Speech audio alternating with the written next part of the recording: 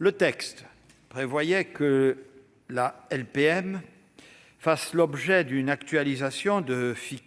façon à fixer, au-delà de 2023, la trajectoire des ressources qui devait permettre d'atteindre l'objectif fixé par le Président de la République, notamment celui de porter le budget des armées à 2 % du PIB à l'horizon de 2025. Il se trouve que la crise sanitaire, ou plus exactement les conséquences économiques et financières de cette crise, ont significativement bouleversé le contexte dans lequel cette actualisation était prévue. D'une part, en raison de la récession, il se trouve que l'objectif de 2 % du PIB se trouve déjà atteint. Mais surtout, et d'autre part, la longueur de la crise sanitaire, qui n'est hélas toujours pas complètement terminée,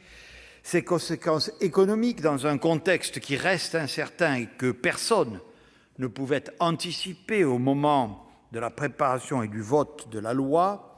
ont changé les conditions de cette actualisation et donc les perspectives pour 2024 et 2025, puisque tel est le sujet essentiel.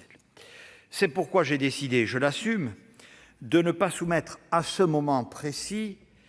au Parlement de texte d'actualisation de la loi de programmation militaire. Cette actualisation devra bien sûr intervenir dès que l'horizon économique et financier sera clarifié. En contrepartie,